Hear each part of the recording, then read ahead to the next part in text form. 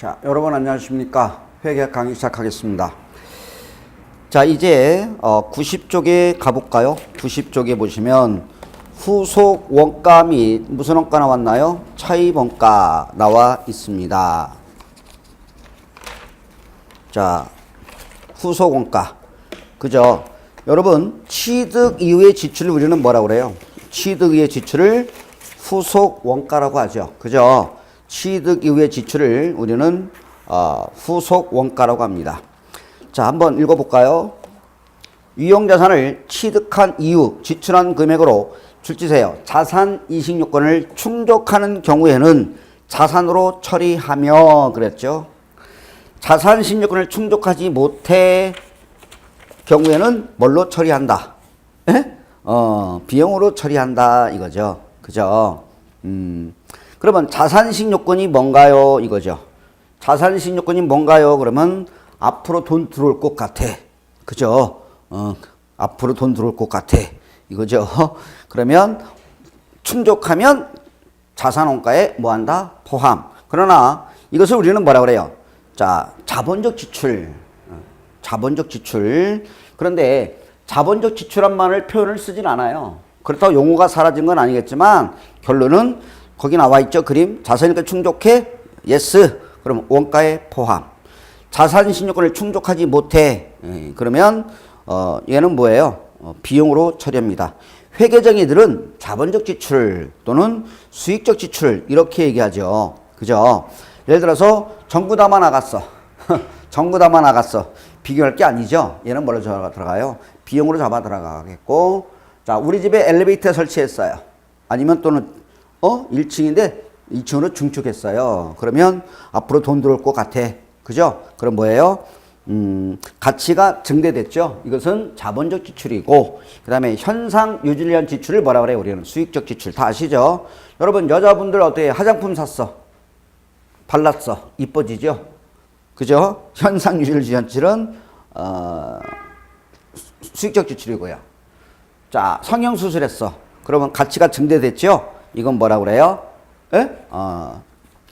수익적 가치가 증대되면 자본적 지출이죠. 질문 들어갑니다. 도장 뭐예요? 페인트. 그러면 신빈 건물로 뭐가 나요? 거듭이 나죠. 그런데 우리 집에는 녹물이 나와요. 그죠? 그럼 뭐예요? 비용으로 들어가겠죠. 오케이. 자, 되겠고요. 자, 그 밑에 박스 보니까 일상적인 수선 유지와 관련하여 발생하는 원가는 우리 기출문제네요. 해당 유형자산 장부맥에 포함하여 인식하지 아니한다. 그렇지요? 오케이. 자, 그 다음에 두 번째가 중요하죠. 정기적인 교체. 그죠? 그 다음에 정기적인 종합검사 과정에서 발생하는 원가는 자산이식 요건을 충족하는 경우에는 해당 유형자산 장부맥에 포함하여 인식합니다. 그죠? 여러분, 대한항공 생각하시라고 그랬잖아요. 대한항공 어때요? 작업해보고 굴려보고 시운전 해봐야죠. 오케이. 대한항공 엔진. 그러니까 정기적인 교체. 그 다음에 정기적인 종합검사. 그러면 무슨 항공? 대한항공. 그죠? 자산가라고 했어. 이렇게 판단하시면 되겠습니다. 됐나요? 결론. 충족해. 자산 잡을 만해. 그럼 뭘로 가요? 자산 원가에 포함하겠죠. 자, 두 번째. 뭐 나왔나요? 차입 원가의 자본화 개념이다. 여러분, 차입 원가. 차입 원가. 금융 원가. 이자 비용. 그죠? 차입 원가, 금융 비용, 이자 비용. 같은 개념으로 놓고 접근하시면 되겠습니다. 그러면 차입 원가가 뭐예요? 이자 비용이에요. 그죠? 그러면 이자 비용을 결론 이자 비용을 뭐 하겠다? 자산하겠다 이거죠. 이해돼요? 이자 비용을 자산한다 할 수 있다. 자본화 하여야 한다. 앞에서 배웠죠. 자본화 할 수 있다. 선택 규정이 아니라 의무 규정으로 바뀌었다고 그랬잖아요. 그러니까 자본화 자산할 수 있다. 자산한다. 자본화 하여야 한다. 자산화, 자본화 같은 개념이죠. 여러분, 자산이 크면 자산이 크면 뭐도 커요? 자본이 크죠. 자산이 크면 자본화. 그러니까 자본한다는 얘기는 뭐예요? 자산화, 자본한다. 이자 비용을 자산한다 이런 얘기죠. 고급지게 우리는 차입원가. 자, 줄쳐볼까요? 적격자산의 취이득 또는 건설 또는 생산과 직접 관련된 차입원가는 당의 자산 원가의 일부로 하여 자본화하여야 한다. 이때 적격자산이라는 건 뭐죠? 의도된 용도로, 경인이 의도된 용도로 사용하거나 판매 가능한 상태에 이르게 하는데 줄쳐요. 상당한 기간. 무슨 기간? 상당한 기간이 필요한 자산을 우리는 뭐라고 그래요? 적격자산. 여기서 상당한 기간은 궁금하신가요? 몇 개월인가요? 1년인가요? 상당한 기간 1년인가요? 몇 개월인가요? 1년인가요? 라고 하면 제가 할 말이 없어요. 나도 몰라. 그죠?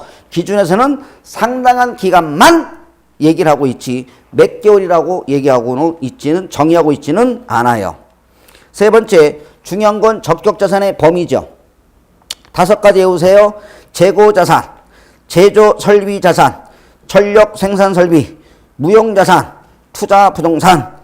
공통점이 뭐예요? 다 1년 이상이 되겠습니다. 그러나 줄지세요. 금융자산과 단기간 내에 제조되는 재고자산은 적격자산이 아니다. 그러면 선생님, 재고자산은 적격자산인가요? 재고자산은 적격자산이 될 수도 있고 안 될 수도 있어요. 제조하는데 상당한 기간이 걸리면 1년 이상 걸려. 쉽게 얘기하면 상당한 기간이 걸리면 적격자산에 해당되는 거고요. 제조하는데 단기간 걸려. 여러분, 내가 빵을 만드는데 며칠 걸려요? 3일? 하루? 근데 빵을 만들기 위해서 내가 은행으로부터 돈을 차입했다. 이자 비용이 발생했다. 이건 적격자산이 아니죠. 상당한 기간이어야 돼요. 무슨 기간? 상당한 기간이어야 적격자산에 해당합니다. 따라서 금융자산과 단기간 내에 제조되는 재고자산은 적격자산이 아니다 라고 보시면 되겠습니다. 자, 적격자산은 이런 얘기죠. 자, 보세요. 재무상태표는 없는데 제가 건물 10억에 샀어요. 건물 얼마에 샀다? 10억을 샀다. 그런데 은행으로부터 차입해서 샀다. 빌려서 샀다. 10억을. 그죠? 건물 10억을 취득했거든요. 사용하는데 얼마나 걸려요? 상당한 기간이 걸리겠죠. 그런데 자금을 은행으로부터 10억을 조달받아서 건물을 샀다. 차입금이 없으면 건물이 없을 거 아니에요. 어떻게 샀어? 그러면 이때 차입원가니까 차입금이니까 여기서 무엇이 발생할까요? 차입원가가 발생하겠죠. 즉 뭐예요? 이자가 발생하겠죠. 이자 비용 요거를 발생하겠지. 맞나요? 차입원가. 그래서 이자 비용을 우리는 고급지게 뭐라고 그래요? 차입원가라고 합니다. 그러면 여기서 차입원가 이자가 발생하겠지. 요 이자 비용을 어떻게 하시라고요? 건물 취득원가에 뭐 하겠다? 에? 취득원가로 갖다 놓자 이거죠. 차입금에 대한 이자가 1억이 발생했다. 얼마? 요 1억을 어디에 갖다 놓자? 취득원가에 갖다 놓자. 그러면 취득원가는 얼마 될까요? 11억입니다. 이해돼요? 이렇게 어디 갖다 놓자고요? 취득원가에 갖다 놓자 이거죠. 그러면 취득원가에 갖다 놓으면 어때요? 이 건물은 쓰다 보면 가치가 감소하죠. 그죠? 가치가 감소하면서 경제적 효익에 이바지하고 죽는 거예요. 그렇지 않아요? 미래 경제적 효익에 이바지하고 죽는 거죠. 엠빵으로 해서 정해법으로 해서 비용으로 배우면 되잖아요. 그죠? 가치 감소분을 비용으로 잡는다는 개념이라고 생각하시면 돼요. 보세요. 수익이 없잖아요. 건물을 짓고 있으니까 영업활동에 이용할 수 없다. 그죠? 그래요. 그러면 비용을 1억을 잡았다. 이 이자 비용을 비용으로 잡아버리면 이상하잖아. 수익은 없는데 비용을 1억 잡아버리면 이상하잖아. 그죠? 1억에 대해서 뭐 하자? 곤란하잖아요. 그래서 이자 비용 1억에 대해서 취득원가에 갖다 놓고, 그죠? 사용에 의해서 가치가 감소하면서 미래 경제 효익에 하고 어떻게 이바지하고 죽는 거예요. 아셨죠? 오케이. 이렇게 돼서 살펴봤고요. 자, 오른쪽 문제 2개를 들어갑니다. 이용자산으로 분류되는 아파트 관리시설, 수선, 유지, 교체 등과 관련하여 발생하는 후속원가 회계 처리로 옳지 않은 것은 후속원가에 단독적으로 물어보기는 어렵겠습니다만 우리 시험 기출 14회 문제입니다. 자, 1번. 일상적인 수선 유지를 위한 사소한 부품의 교체 원가는 자산으로 인식될 수 없다. 별거 아니야. 이거죠? 그래. 일상적인 수선 유지를 위한 사소한 부품을 교체했다. 자, 볼트를 하나 교체했어. 가치가 증대될까요? 아웃. 시설 일부에 대한 교체로 인해 관리의 효율이 향상되고 교체 원가가 자산 시간을 충족한다면 자산 잡아? 오케이. 그렇죠. 여러분, 대한항공 생각하시면 자석, 그죠? 취사실 교체하잖아요. 그러면 돈 되지 않겠니? 오케이. 시설에 대한 정기적인 종합검사원가는 자산신용권을 나왔네. 충족하더라도 비용으로 인식한다. 처리한다. 아웃. 답은 바로 3번으로 발견할 수 있겠죠. 일상적인 수선 유지에서 발생하는 원가에는 시설 수선 유지 인원의 노무비가 포함될 수 있다. 오케이. 5번. 설비에 대한 비반복적인 교체에서 발생하는 원가라도 자산신용권을 충족하면 자산으로 인식한다. 결론. 어렵지 않아요. 자산이익을 충족해? 예스. 앞으로 돈 들어올 것 같아. 그러면 자산. 그렇지 못해? 충족하지 못해? 노. 그러면 뭘로 들어가요? 비용 잡아 들어가면 됩니다. 됐나요? 오케이. 문제 2번입니다. 자산은 특정되어 있지 않다. 다음에 자산은 건설 또는 개발 중에 있는 자산들이다. 이 중에서 자본화 대상 적격 자산이 아닌 것. 우리 시험 문제는 아니겠지만 타 시험 기출문제가 되겠습니다. 1번. 상당한 제조기간을 필요하는 판명 선박. 여러분, 배 하나 만드는데 얼마나 걸릴까요? 상당한 기간. 건설에 대한 상당한 기간. 부동산. 건물 짓는데 몇 년 걸려? 상당한 기간. 여러분, 건물 짓는데 몇 년 걸리나요? 5층짜리 건물 짓는데 몇 년 걸릴까요? 그러면 2년 하지 마시고 상당한 기간이 걸려요. 건설에 대한 상당한 기간이 소요되는 본사용 건물의 증축. 개발에 상당한 기간이 소요되는 개발 중인 무형자산. 장기죠. 짧은 기간 안에 이루어지는 공장이 증설. 짧은 기간 한 달 만에 공장이 증설돼. 아웃. 이렇게 되겠습니다. 수업 시간에 죄송합니다만은 제가 여기 어깨에 담이 와서 그런지 이렇게 하지를 못해서 굉장히 수업하기가 호흡이 곤란하네요. 그죠? 죄송합니다. 조금 몸짓을 제가 하더라도 그래도 수업은 해야 되니까 제가 촬영을 하게 됩니다만은 이렇게 판사하려면 어깨가 안 돌아오네요. 그래서 좀 불편하시더라도 이해해 주시기를 바랍니다. 이게 참 혼자 이렇게 골방에서 촬영하기가 에너지가 장난이 아니네요. 자, 넘어갑니다. 테마 42쪽에 가보시면 유형자산에 뭐가 나왔느냐? 주요 이론 나왔나요? 주요 이론. 여기서도 시험에 17회 때도 나왔고요. 20회 때도 나왔고 21회 때도 나왔죠. 92쪽에 주요 이론을 제가 별도로 한 장 뽑아봤는데 지문이 몇 개냐면 5, 7, 12개, 15개는 필히 10회독 하셔가지고 다 암기를 하고 시험 보러 가시기 바랍니다. 자, 들어갑니다. 자, 감가상각에 대한 5가지만 넣어놨어요. 자, 우리 시험에 다 출제됐죠. 그죠? 필히 나와야 될 그런 지문이니까. 이런 사이드는 제 요약집을 통해서 보더라도 어쨌든 들어갑니다. 유형자산의 감가상각은 자산이 사용 가능할 때부터 시작한다. 굿. 맞나요? 오케이. 유형자산의 잔존가치와 내용요소는 적어도 매 회계연도 말에 재검토해. 이거죠? 오케이. 유형자산의 감가상각 방법은 자산의 미래 경제적 효익이 소비되는 형태를 반영해라. 굿. 유형자산의 감가상각 대상 금액을 내용요소 동안에 체계적으로 배부하기 위하여 다양한 방법을 사용할 수 있다. 앞에서 봤었죠. 이것도 우리 시험에 2번. 자, 5번 볼까요? 우리 시험 21회 때 기출문제. 감가상각 방법의 변경은 정책입니까? 추정으로 봅니까? 추정. 줄 쳐요? 뭐라고요? 추정. 추정. 이런 건 껌이잖아요. 껌. 오케이. 껌이다. 그래서 감가상각에 대한 것은 전부 다 무슨 변경? 추정의 변경. 감가상각 방법이 변경됐다. 내용연수가 변경됐다. 잔존가치가 변경된 것은 다 무슨 변경? 추정의 변경으로 갑니다. 근데 우리 시험에 21회 때 이렇게 나왔죠. 감가상각 방법의 변경은 회계 정책의 변경으로 회계 처리한다. 아우, 5초 만에 답을 발휘할 수 있었어야죠. 됐나요? 오케이. 자, 2번.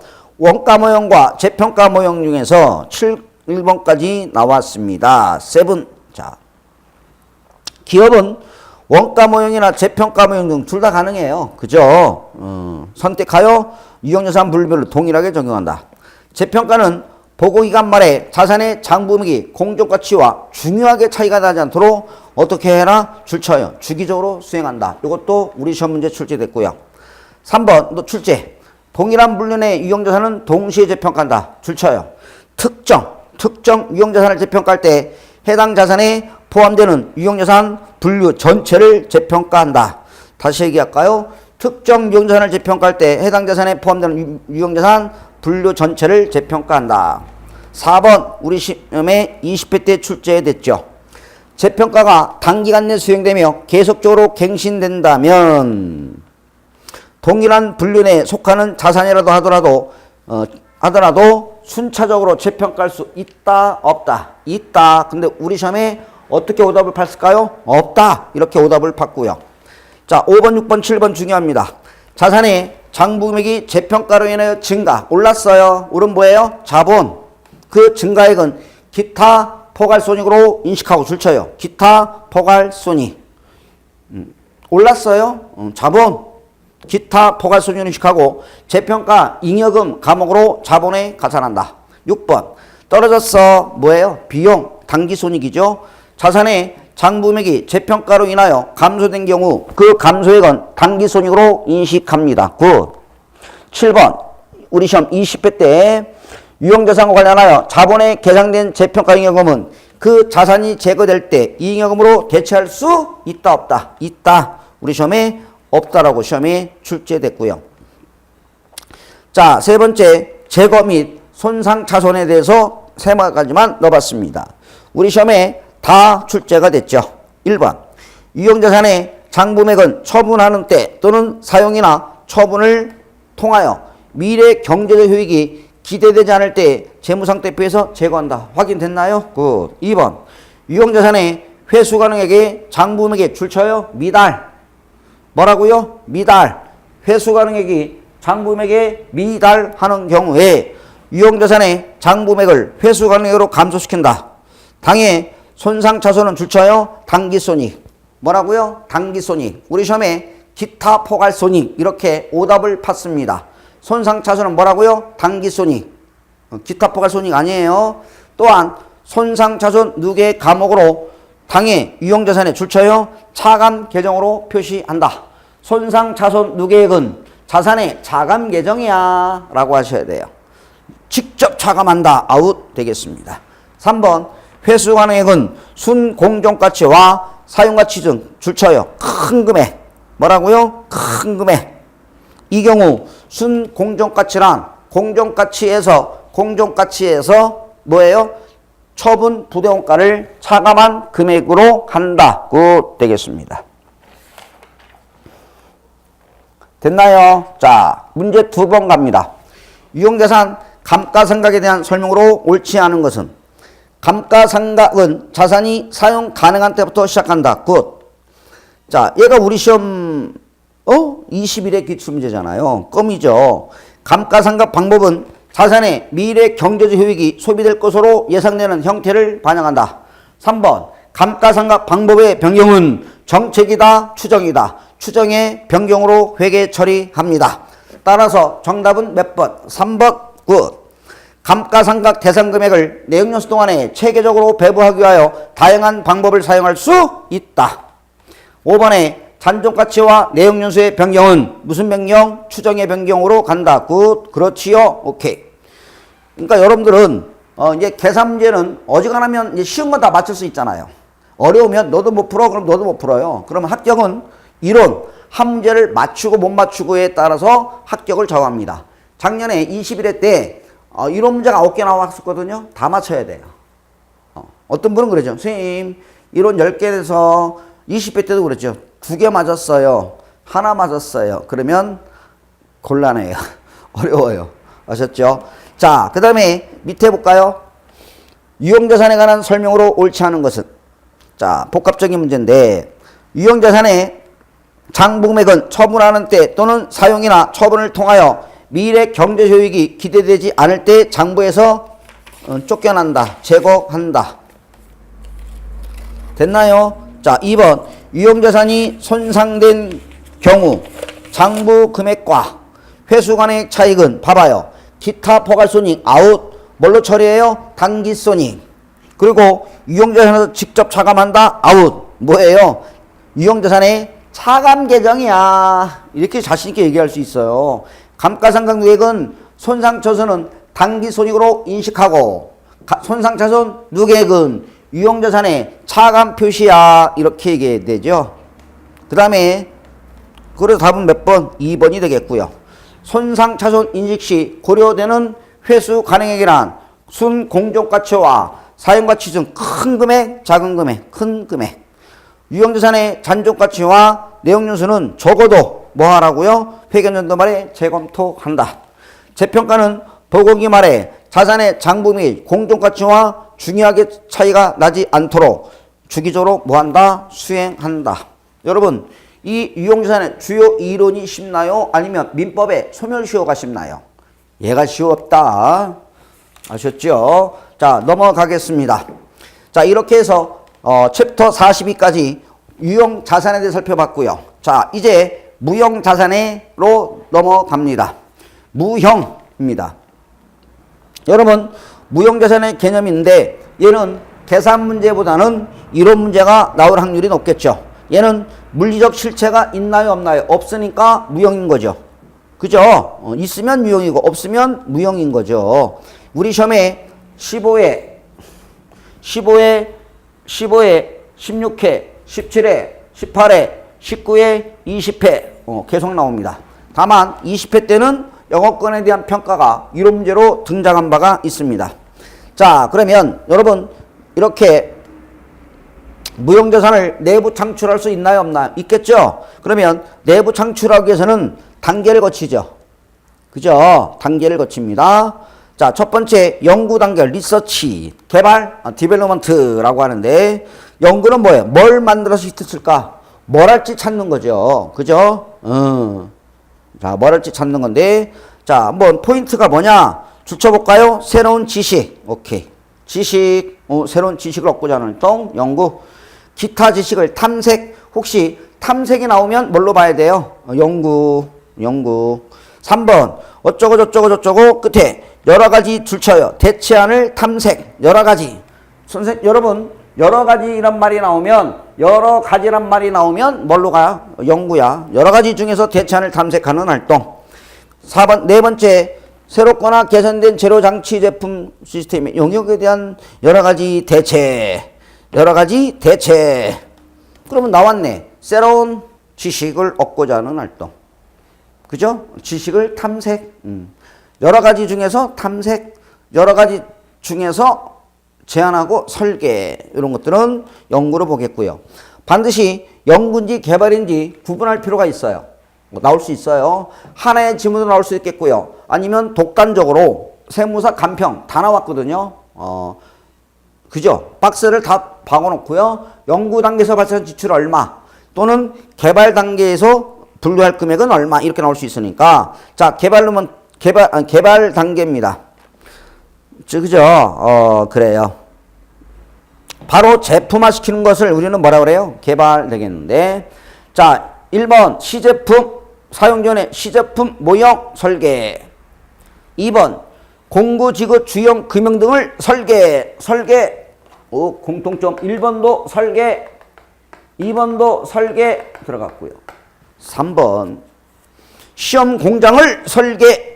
시험 공장을 설계. 네 번째 또 설계. 오케이. 최종적으로 선정안을 설계. 혹시 그냥 웃자고 한 얘기예요. 설계가 나오면 다 뭘로 가요? 개발. 디벨롭먼트 들어가면 되겠고요. 그러면 여러분들 저한테 선생님 연구 단계에서도 설계가 있는데요. 보세요. 설계가 있긴 있죠. 네 번째 여러 가지 대체안 중에서 여러 가지 대체안을 제안하고 설계해 보는 거죠. 여러 가지 중에서 설계. 그러면 뭐야? 연구가 되는 거고요. 그냥 설계가 나오면 개발. 여러 가지 중에서 설계하면 연구로 어쨌든 여러분들이 발라낼 수 있어야 됩니다. 휙휙휙 보고 발라낼 수 있어야 돼요. 이론 문제로 나올 수도 있고 계산 문제도 나올 수가 있겠습니다. 자, 그 밑에 보시면 박스 나오죠. 이때 연구 단계에서 돈이 나가겠죠. 얘는 발생 시점에서 줄쳐요. 연구비라는 뭘로 시켜요? 비용. 연구비는 얄짤 없어요. 아무리 금액이 크고 중요한 연구를 할지라도 절대 자산 잡지 않아요. 뭘로 잡아 들어가요? 비용. 연구비라는 비용으로 오고요. 자, 개발. 여러분, 개발 단계에서 돈이 지출됐다고 해서 성공할 수도 있고 실패할 수도 날아갈 수도 있잖아요. 그러면 성공했어요? 자산. 실패했어요? 비용. 성공했다는 건 뭐예요? 돈 될 것 같아. 즉 자산이익을 충족해 예스. 개발비라는 자산으로 인식합니다. 그러나 실패해서 날아갔어요. 자산이익을 충족하지 못하면 경상개발비라는 뭘로 잡아 들어가요? 비용. 이렇게 들어갑니다. 됐어요? 그럼 이렇게 오답을 팔 수 있겠죠. 개발 단계에서의 지출은 모두 무형자산으로 인식한다. 아웃. 됐나요? 이때 연구인지 개발인지 구분할 수 없어요. 애매아리까리해. 연구인가? 개발인가? 애매아리까리하면 무슨 단계로 본다? 연구 단계로 본다. 좌측에 별 있나요? 줄 주세요. 구분할 수 없다. 연구인지 개발인지 구분할 수 없는 경우에는 모두 무슨 단계로 본다? 연구. 뭐라고요? 연구. 함부로 자산을 잡지 않겠다는 얘기죠. 자, 내부적으로 창출된 분이 줄 주세요. 내부적으로 창출된 브랜드 제호 출판 표제. 고객 목록은 무형자산으로 인식하지 아니한다. 됐나요? 오케이. 자, 95쪽에 갑니다. 자, 두 문제 풀어볼까요? 다음은 한국의 X년도 연구 및 개발활동 지출 내용입니다. 굉장히 유치한 문제지만 세무사 시험 출제가 되겠죠. 자, 문제가 뭐예요? 연구활동 분류하는 금액을 찾아라. 연구 찾으래. 연구 단계 지출 찾으래. 1번 새로운 지식 연구. 상업이나 사용 전에 시제품 모형을 제작하는 활동. 시제품 모형을 제작해. 개발. 됐나요? 상업적 생산 목적으로 실현 가능한 경제적 규모가 아닌 시험 공장을 뭐 했어? 설계, 개발. 기타 지식 연구 결과나 기타 지식을 응용하는 활동. 연구는 10만원과 30에서 답은 40이 되겠죠. 보기가 4가지 나왔는데 더 집어넣을 수 있거든요. 그러니까 반드시 연구 4개, 예시 규정을 연구 4개, 개발 4개에 알아놓을 필요가 있겠습니다. 됐나요? 오케이. 자, 무형자산의 개념 문제 2번 들어갑니다. 개념 및 회계 처리에 대한 설명으로 적절하지 않는 것은 여러분 무형자산은 미래 경제적이 있는 화폐, 비화폐, 비화폐성 자산을 말한다. 비화폐예요. 오케이. 2번 내부로 창출된 브랜드, 제호, 출판 표제, 고객 목록과 이와 실제로 유사한 항목은 무형자산 인식하지 않는다. 인식한다 그러면 아웃. 답이 너야. 답이 나야 웃고 있죠. 봐봐요. 10초 만에 발견할 수 있었잖아요. 연구 단계에서 발생한 지출은 모두 발생한 기간에 비용으로 들어가. 오케이. 개발 단계에서 발생한 지출은 인식 요건을 충족한다면 개발비라는 자산, 충족하지 못한다면 그죠? 그 외에는 발생한 기간에 비용으로 인식합니다. 5번 무형자산을 창출하기 위해서 내부 프로젝트를 연구 단계와 개발 단계로 구분할 수 없는 경우에는 연구 단계에서 발생한 것으로 본다. 됐나요? 오케이. 이렇게 되겠습니다. 하나 더 할까요? 테마 44번으로 넘어갑니다. 무형자산의 상각 나왔네요. 상각. 시험은 여기서 나옵니다. 여기서 나와요. 유한 볼까요? 유한. 자, 여러분 내용 요소는 유한과 비한정으로 나누죠. 유한. 내용 요소를 정할 수 있어. 오케이. 비한정은 내용 요소를 정할 수 없다는 얘기죠. 유한. 그죠? 유한. 여러분 상각은 뭐예요? 내용 요소 동안 상각하잖아요. 그러면 내용 요소를 정할 수 있냐 없냐를 따져야 돼. 내용 요소를 정할 수 있다면 유한. 한정 지을 수 있다는 얘기죠. 5년, 10년 한정 지을 수 있다. 유한입니다. 따라서 유한은 내용 요소 동안 체계적인 방법으로 뭐해요? 상각 줄쳐요. 상각하면 돼요. 유한은 내용 요소에 걸쳐서 체계적인 방법으로 상각하면 돼요. 상각은 언제 하나요? 줄쳐요. 사용 가능한 때부터 시작. 비한정은 비한정. 한정 지을 수 없어요. 한정 지을 수 없다. 그죠? 한정 지을 수 없다. 비한정은 상각 못해요. 자, 보세요. 제가 내부적으로 개발한 전기차를 개발했다. 전기차를 개발했다. 그러면 몇 년 동안 효익을 창출할 수 있을까요? 몇 년 동안 효익을 창출할 수 없을까요? 몇 년 동안에 돈을 벌 수 있을까요? 몇 년 동안에 돈을 벌 수 있을까요?